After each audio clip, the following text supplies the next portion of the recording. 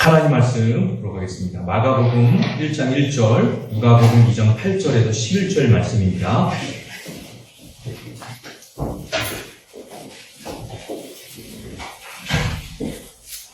성경이 잘 안 보이신 분들은 화면을 봐주시면 되겠습니다.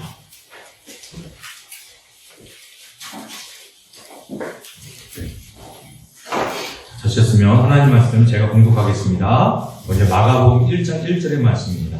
하나님의 아들 예수 그리스도의 복음의 시작이라. 아멘. 누가복음 2장 8절에 11절 말씀입니다. 그 지역의 목자들이 밤에 밖에서 자기 양떼를 지키더니 주의 사자가 곁에 서고 주의 영광이 그들을 두루 비추매 크게 무서워하는지라. 천사가 이르되 무서워하지 말라. 내가 온 백성에게 미칠 큰 기쁨의 좋은 소식을 너희에게 전하노라. 오늘 다윗의 동네에 너희를 위하여 구주가 나셨으니 곧 그리스도 주시니라. 아멘. 우리 신학교의 귀한 성도님들을 지금까지 살아오시면서 나에게 가장 기뻤던 소식이 무엇이 있습니까? 많은 걸 생각해 보았습니다. 만약에 취업을 하지 못하고 있는 분들이 있다면 아마 취업하게 되었습니다 라는 그 소식이 성도님 중에 기쁜 소식일 것입니다. 또 대학 시험을 준비하고 있는 수험생들이 있다고 한다면 합격의 소식이 그분에게는 가장 좋은 기쁜 소식일 것입니다. 또 건강상의 여러 가지 문제가 있을 때에 병원에 가서 검사를 받았지만 나중에 결과상 아무 문제가 없습니다 라는 소식을 듣게 되면 아마 기쁜 소식이 될 것입니다.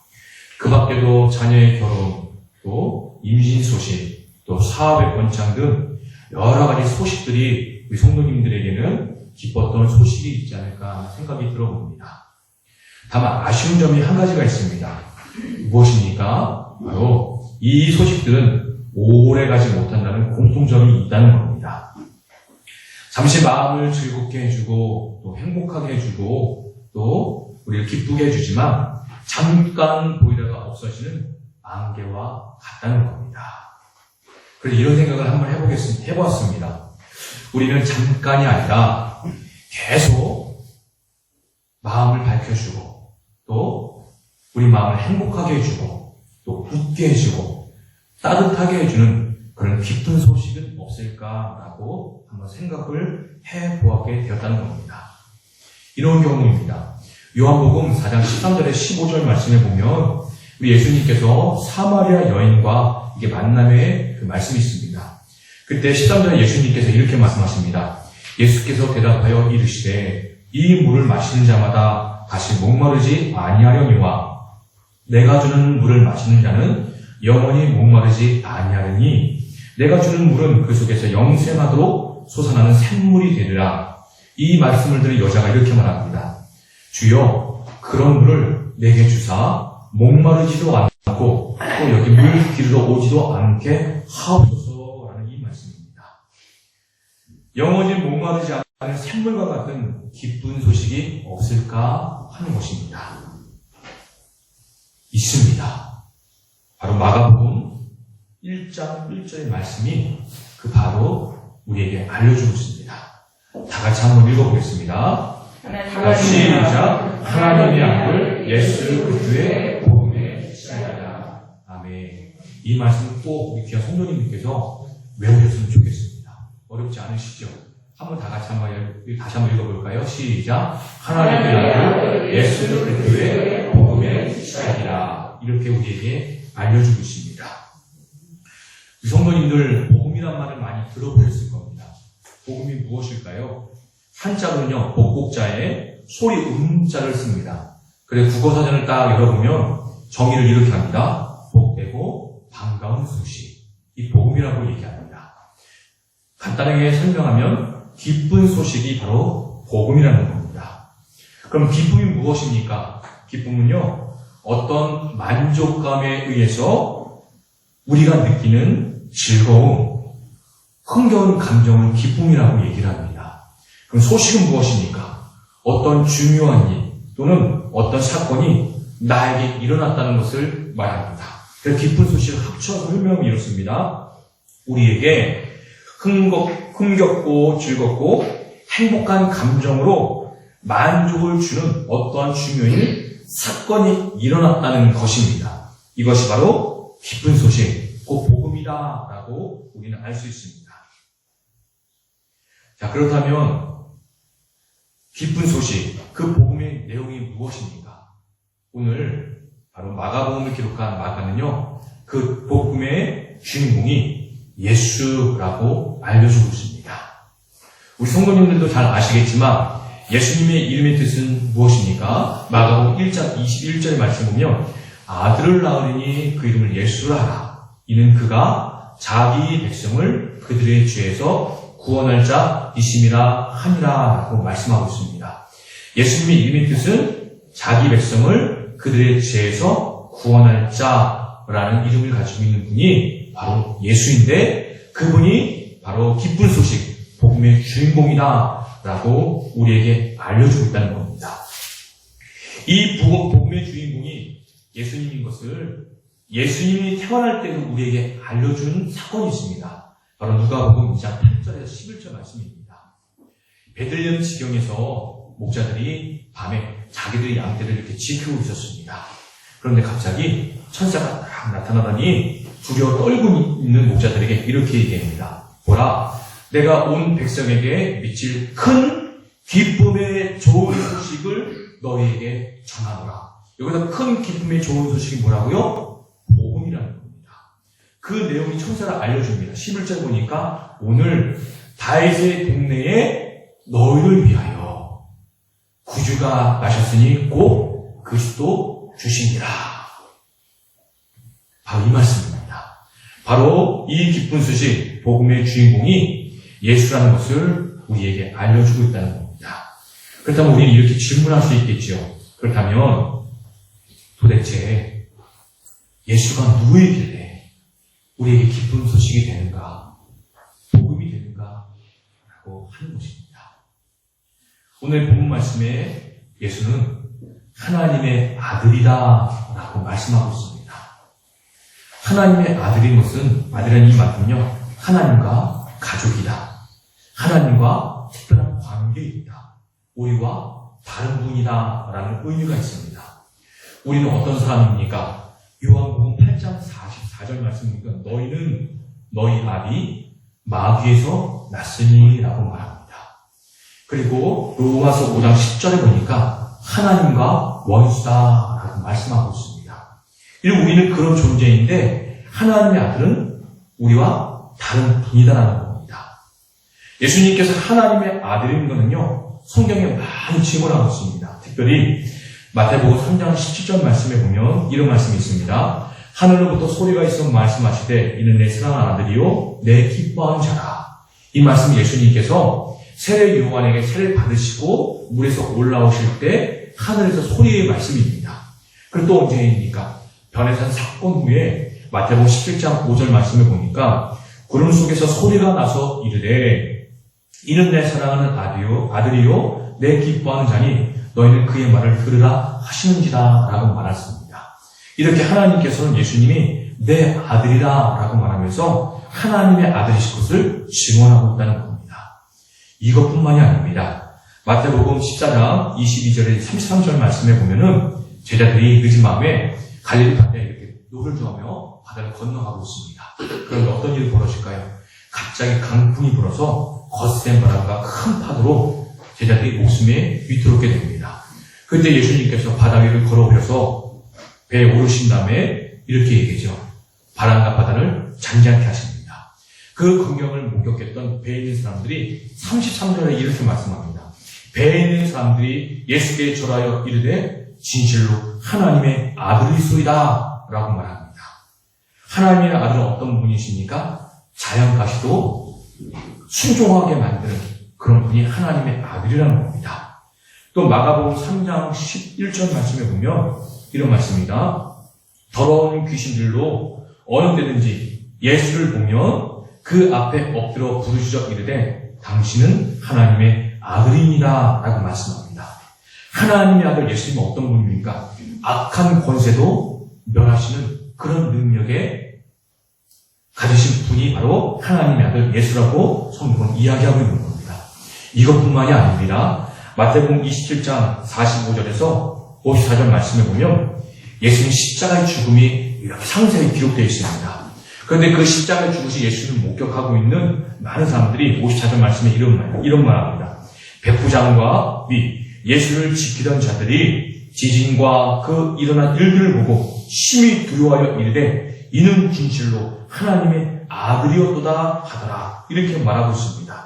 무슨 말씀입니까? 죄와 허물로 죽은 우리를 위해 대신 죄값을 치르신 분, 바로 예수님이 하나님 아들인 것을 증언하고 있다는 겁니다. 이렇게 우리의 다른 분이 바로 예수님인 것을 말씀하고 있다는 것이요. 또 오늘 본 말씀은요, 예수님은 그리스도라고 우리에게 말씀하고 있습니다. 이 그리스도라는 말은요, 신약의 언어로는 그리스도, 또 구약의 언어로는 메시아, 또 우리나라 말로는 기름을 부은 자라는 뜻을 가지고 있습니다. 이스라엘은요, 왕, 제사장, 선지자들이 이렇게 머리에 기름을 부음을 받습니다.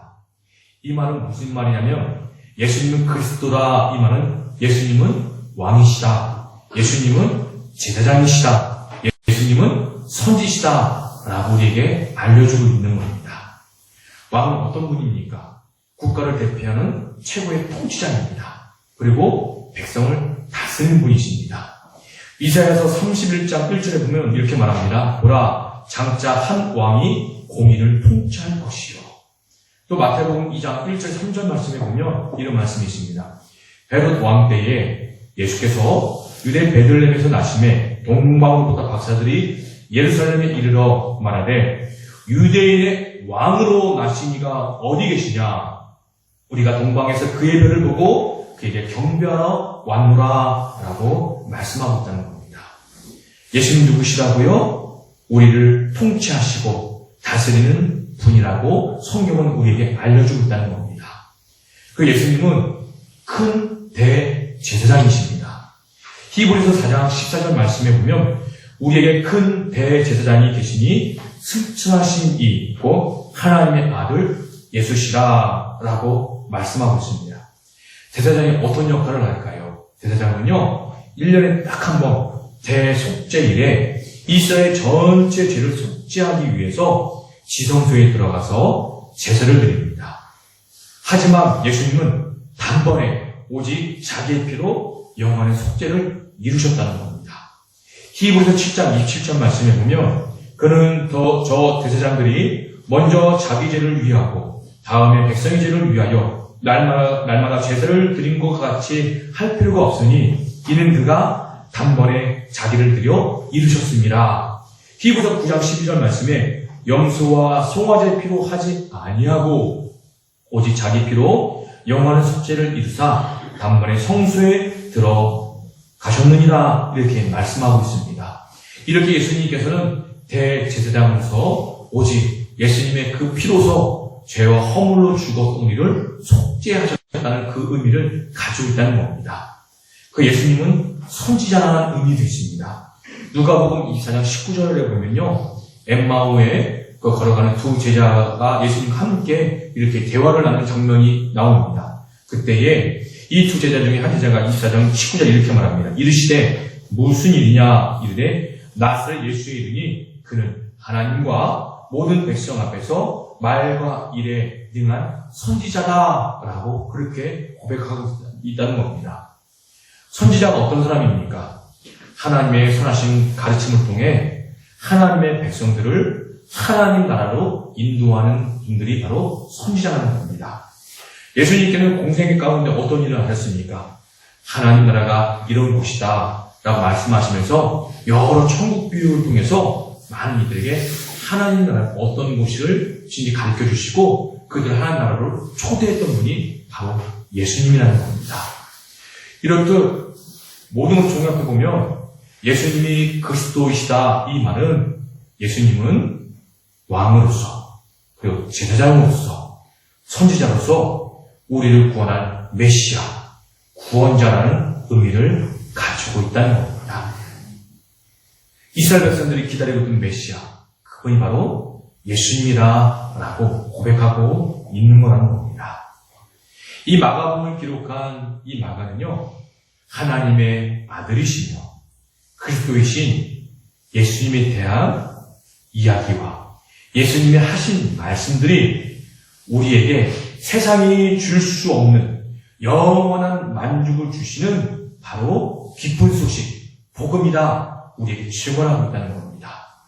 그 예수님으로 인해 우리는 즐겁고 흥겹고 행복한 그 감정이 마르지 않는 참된 기쁨의 소식이다 우리에게 알려주고 있다는 겁니다.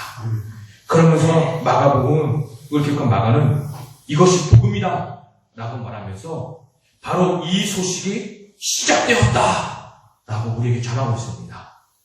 이 시작이란 말은요, 세 가지 의미가 있습니다. 하나는 처음으로 행하다, 그리고 순서의 처음으로 삼다, 그리고 처음으로 발생하다 라는 의미를 가지고 있다는 겁니다. 정리해보기 이렇습니다. 예수님을 내 삶의 처음으로 삼는 것, 이것이 바로 복음의 시작이라는 겁니다. 예수님을 믿고 처음으로 예수님의 말씀에 순종하여 행하는 것, 이것이 복음의 시작이다 라고 우리에게 알려주고 있다는 겁니다. 한 가지 예를 하나 들어보겠습니다. 사도행전 9장 20절에서 22절 말씀에 보면 다메섹 도상에서 예수를 만난 사울의 이야기가 등장합니다. 알다시피 사울은 어떤 사람입니까? 예수 그리스도를 믿는 자들을 잡아 가두거나, 그리고 고문하거나, 그리고 돌을 쳐 죽여 그런 일을 하는 일을 했던 사람입니다. 그런데 이 사내들은 공회에서 공문을 받아가지고 다메섹 도상 다메섹에 예수님 믿는 사람이 있다는 얘기를 듣고 그들을 잡으려고 간 도중이었다는 겁니다. 그 중에 누구를 만나죠? 예수를 만납니다. 누구십니까? 라고 물어볼 때에 나는 내가 핍박하는 예수다.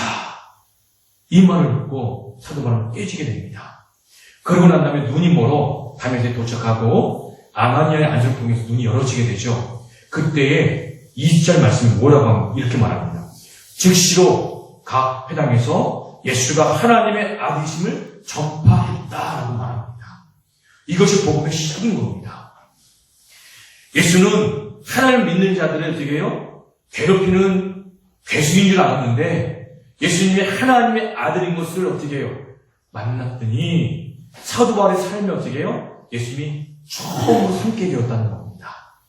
그래서 사도 바울이 처음으로 발생한 일이 어떤 일입니까? 즉시로 각 회당에서 예수가 하나님의 아들이신 것을 전파했다는 겁니다.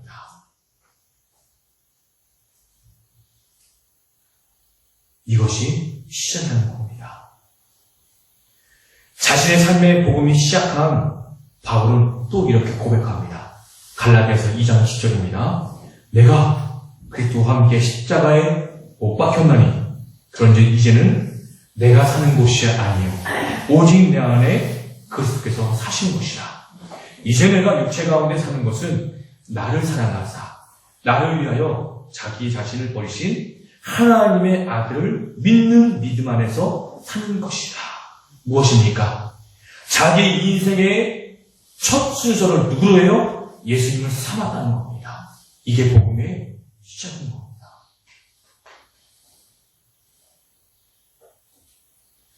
우리 신선교회는 바울처럼 기쁨의 소식의 사람이 되라는 부르심을 받았습니다. 그러기 위해서 우리 예수님을 만나야 합니다. 예수님이 하나님의 아들이심을 믿어야 합니다. 그 예수님만이 우리를 구원하시는 메시아 그리스도이심을 믿어야 합니다. 그래야 내 삶에 영원히 마르지 않는 샘이 흘러 넘쳐나실 겁니다. 그렇게 되면 어떤 일이 벌어집니까? 복음이 시작하게 된다는 겁니다. 귀한 성도님들, 아직 복음이 시작되지 않으셨습니까? 내 삶의 우선순위가 예수님을 삼지 못하셨습니까? 내가 눈을 뜨고 하루 시작하면서 가장 처음으로 하는 것이 예수님께 영광 돌리는 것이 아니십니까? 그러면 아직 복음이 시작이 안 한 것입니다. 그래서 우리가 예수님을 만나야 한다는 겁니다. 예수님을 만나면요, 이제는 잠깐 기쁘고 잠깐 즐거웠던 그 소식 때문에 우리 마음이 행복한 것이 아니라 주님 부르신 날까지 영원토록 마르지 않는 기쁨이 우리 안에 어떻게 해요? 가득 채워진다는 겁니다. 그렇게 되면 나는 몰랐는데 나도 모르게 내 안에서 뭔가 꿈틀거리면서 시작이 된다는 겁니다. 그래서 어떻게 해요? 예수님이 내 인생이 처음이 됩니다. 예수님을 향해서 내가 처음으로 뭔가를 하게 됩니다. 예수님을 위해서 내 안에 뭔가가 처음으로 발생하게 된다는 겁니다. 이것이 시작입니다. 우리 신한교회가 그렇게 시작이 되었습니다. 우리 교회 할 일은 무엇일까요? 세상의 소식 때문에 웃고 기뻐하고 행복한 이들, 물론 그것도 필요합니다. 그분들에게 다가가서 여기에 영원히 마르지 않는 기쁨의 소식이 있습니다. 바로 예수님입니다. 여러분들 그분을 만나셔야 합니다. 예수님을 만나면 우리 영원히 행복할 수 있습니다. 이것을 전하는 기쁨의 소식이 되라는 부르심을 받았다는 겁니다. 우리 귀한 성도님들 그런 삶을 되시기를 간절히 소망합니다.